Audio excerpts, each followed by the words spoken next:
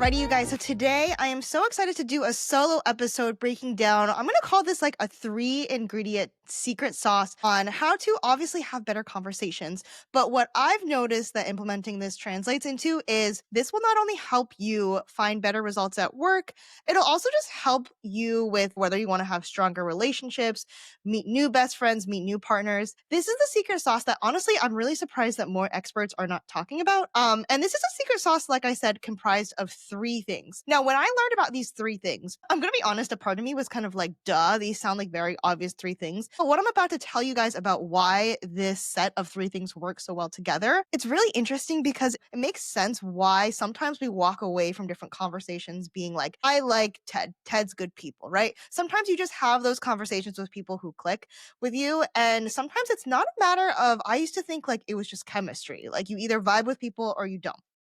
And that's true. A lot of times chemistry is a factor. But there's also something to be said about having these tools in the back of your pocket to keep conversation flowing, keep it fun, keep the other person feeling special, basically. Like I feel like we all know, from different communications experts and things like that, we all know you're supposed to make the other person feel seen and validated and heard and special. But no one actually tells you how to do this or the little nuances of like why the way you do this really matters. So today, what I'm going to show you, like I said, the 3 things that make up the secret sauce are number 1. The first thing is something called microvalidations. You've probably heard of microaggressions before, but this is something, it's the opposite of microaggressions. And it really makes all the difference. Doing it well is such a turn on in conversation, and doing it poorly is also very much a turn off, if not even more.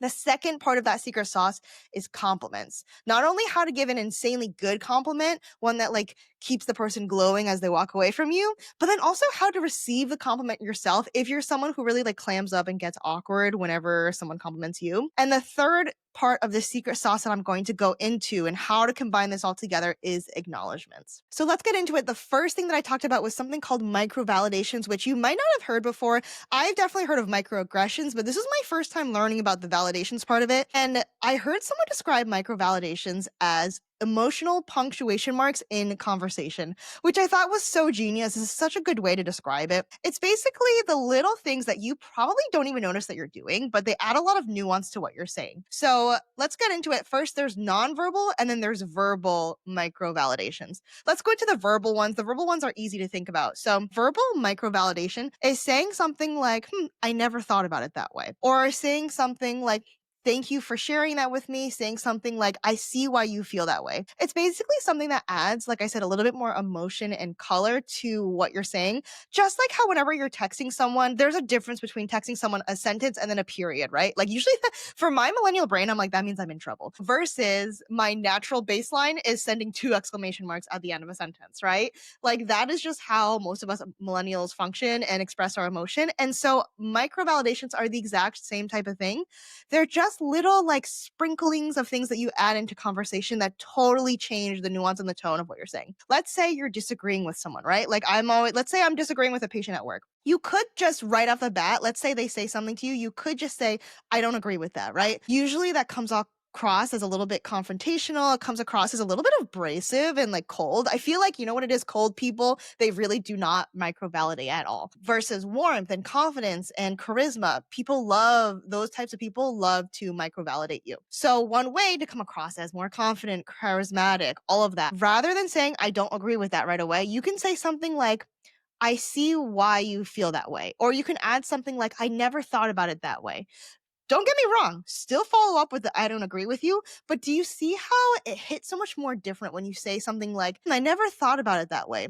I still don't agree with you, but, or when you say something like, thank you for letting me know. I don't agree with that, but it just hits so much more different than just jumping into the I don't agree with that, right? Bottom line, what microvalidations are is these are just some of the spoken and unspoken things that just instantly make someone in front of you feel really seen and heard and comfortable. Kind of like the opposite of how microaggressions can make someone else feel really excluded and uncomfortable, antagonized, or attacked. Microvalidations make you feel more willing to just share more and open up more because you just feel a little bit more seen and heard.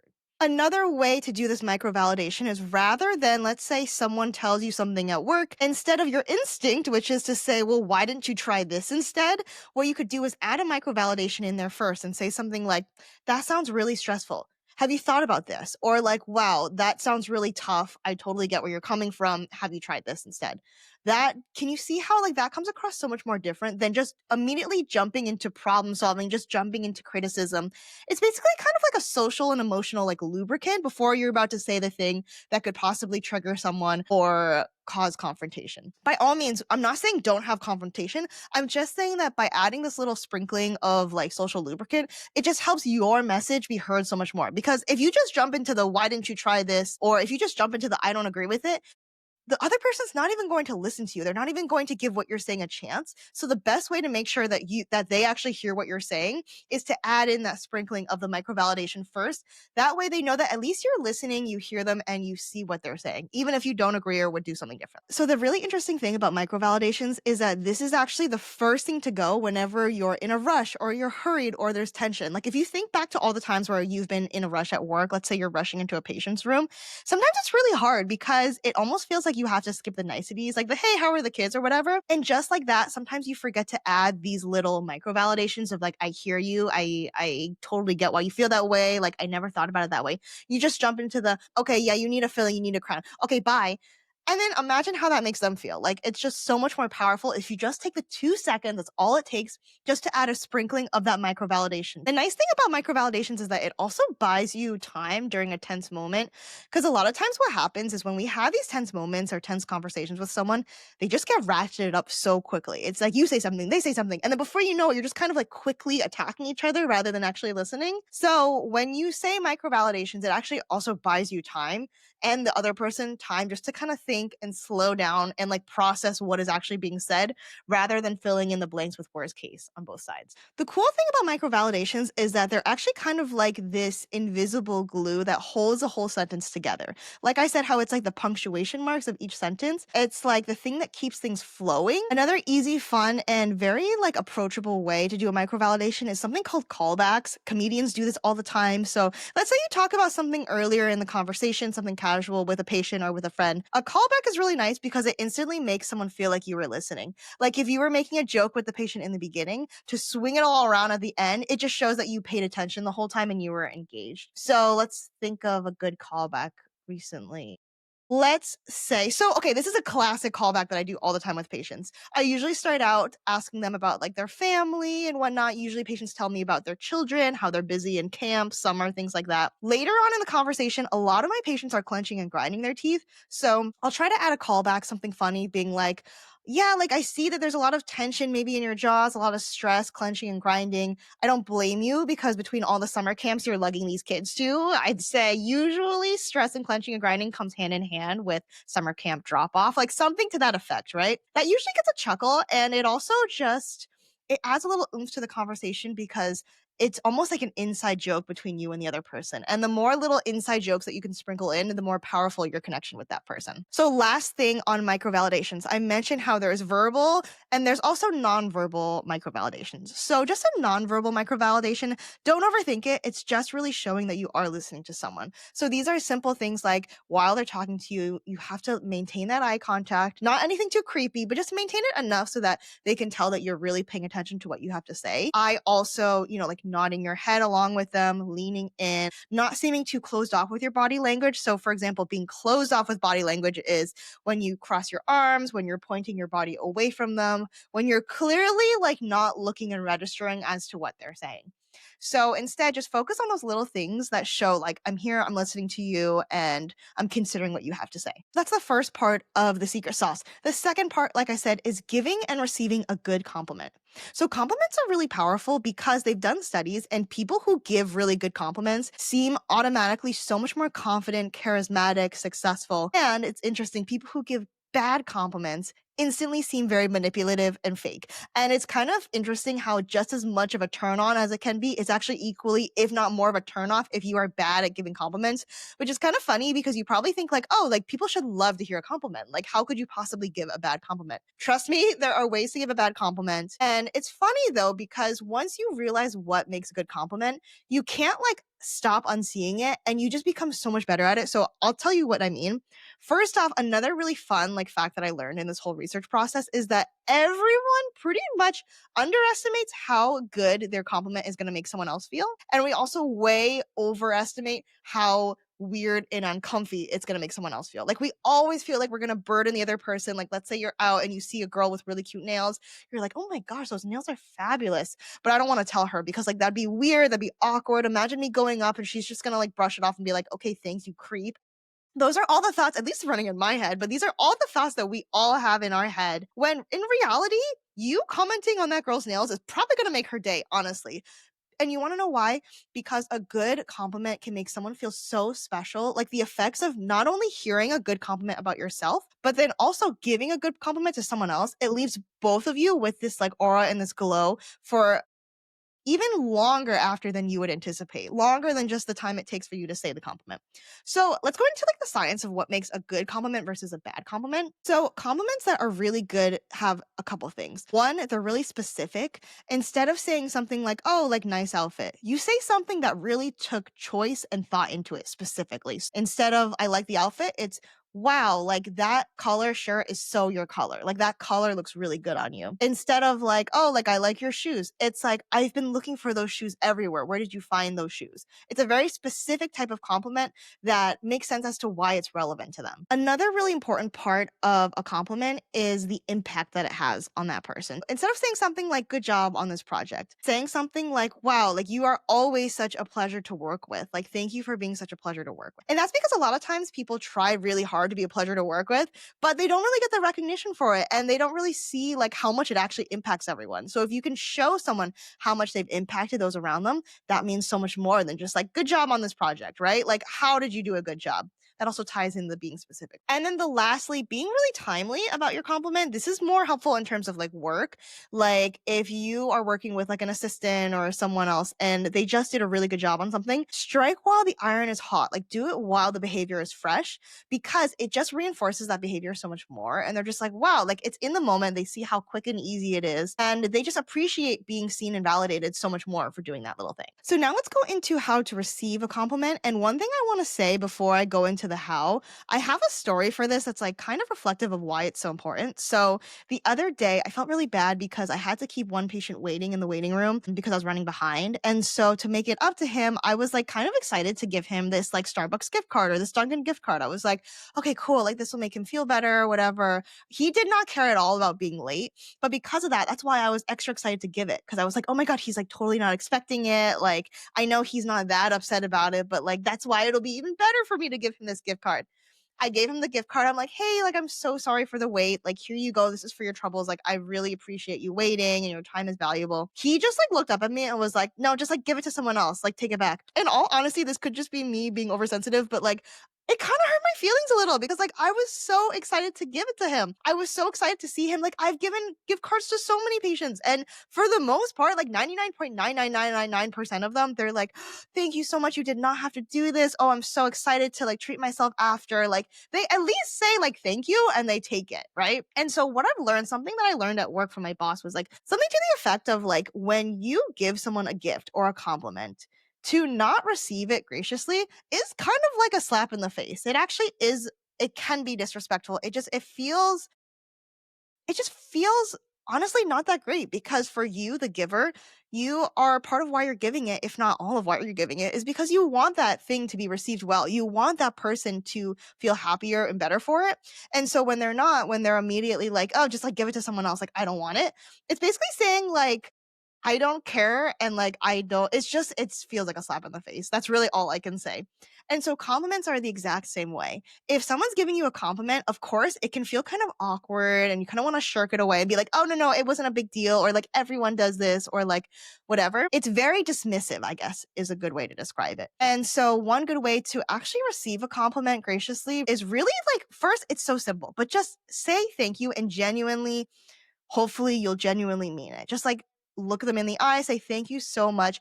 And rather than, usually that second line is when you want to say something like, "Oh, it's not a big deal," or like everyone does this or whatever. That's when you can really make the compliment giver feel so much better and say something like, "I really put a lot of thought into that. Like, thank you for noticing." Like that is a thank you in itself. And that is a gift almost to give back to to the compliment giver is to say, thank you for noticing. It makes the compliment giver feel so much better because they're like, one, I'm so glad I said the compliment. I was overthinking it before I gave the compliment. Remember how I said earlier, people always overthink and think that their compliment is not going to be wanted. So first you validated them giving the compliment. They're like, oh, thank goodness I said something because I almost didn't say something. The second thing is by you being so gracious and saying thank you, it's almost like giving a compliment back to that person because it's like, wow, like you made my day. You know how nice it is to feel like you made someone else's day? So think about it that way. When you're responding to a compliment, it is your opportunity to again make someone else's day, make someone else feel good just by saying thank you and for acknowledging like why that means so much. So let's say the scenario is like someone says, wow, like that shirt, like that color looks really good on you, rather than being like, oh, like I just picked it out this morning. I mean, you could say that honestly if you want to be authentic, but like a nice way to approach it is like, oh, like I didn't really think about it that much, but thank you because like I chose this because I like the color, or I chose this because I'm actually trying to wear more color. Like there's always a different reason why we end up with the choices and the things that we have. And so just being authentic and transparent and sharing genuinely how you feel rather than just being like, oh, thanks, it's like nothing, it can mean so much for your relationship with that person. And so I mentioned there's three parts of this secret sauce, right? We went over micro validations, we went over compliments. The third and final little thing to seal in and have a great conversation is something called acknowledgements. So acknowledgements are similar to compliments. They're like praise, they're validation, but it's a little bit different because it tells a story. It's more about it sets the scene for what's going on. It's more about the impact that someone made or the effort that someone put in. It's a little bit less judgmental because like when you're giving a compliment, you need taste or you need judgment to say that, right? Like I like your shirt or like I like your music choice, things like that. Acknowledgements are a little bit different, like I said, because they set the scene. So instead, it's at work saying something like, I saw how hard that patient interaction was. You did a really great job. Like, I can tell how hard it was in that moment. I'm really proud of you, something like that. It's just so much more impactful than just a compliment alone because it really paints the picture of like both the how and the why behind why someone acted that way. And I think acknowledgments are just really nice because we all have this like internal narrative of like why we do or don't do something, but we never share it. We all are saying like, I really thought about telling that patient off, but instead I pulled up my big girl pants and I faced the situation bravely. Acknowledgements are really nice because they call out people for those things. It's like, I know how easy it could have been for you to pop off on that patient and to like mouth off or whatever, but I saw that you took the high road. And this is so much more validating and just creates such a deeper impact than just saying like, good job with that patient. You're really good with patients. Something like that. You know what I mean? It's basically just like a much more impactful and meaning way to give someone a compliment. So the next time you're at work or the next time you're with a friend and you see something that is just admirable, rather than just being like, hey, like, good job, you can really like set the scene for it and make them feel so much more special by saying something like, I see the way that that person treated you. I see the way that that must have hurt and you did a great job. And you handled it perfectly when you did this. Just in the moment, try to acknowledge those little things that other people might think that you normally don't notice. And that is your secret sauce to not only making someone walk away from conversations with you feeling so much better, and this is the secret sauce to how to make things so much better at work too, but also just in life. You're going to have better relationships, you're going to have better teamwork. You're just going to become the more confident, successful, charismatic version of yourself when you implement these three things. And so you can challenge yourself at home if you're listening to this today. Try to see if you can implement like 1 to 3 micro validations. See if while you're talking to someone, if you can sprinkle in a little like, oh, I hear what you're saying. Sprinkle in a little, I never thought about it that way before. Sprinkle in a little, thank you for sharing that with me, right? Second thing you can do is try to give one really good compliment. When you're at the store, when you're at the gas station, when you're talking to a patient, if you see shoes that you like, if you see nails you like, if you see something you like, say it. Because, like I said, you'd be surprised how much better people feel after you give a compliment, and you're also going to feel a little boost too. And then the third thing is try to give an acknowledgement, whether you're at work or with friends. Try to call out something that you see like is really admirable and like paint the picture as to why it is admirable. Don't just say that it's admirable. Say something like, I can understand, like, if it were me in that situation, you're a better person than me. If it were me in that situation, that would have been really hard for me, but you did such a good job. I'm so proud of you. See how much more of an impact you can make when you do an acknowledgement rather than just a compliment. Anyways, I hope you enjoyed this episode. If you like what you heard, please leave a rating and review on Apple Podcasts or Spotify, and we'll see you guys next week. Bye.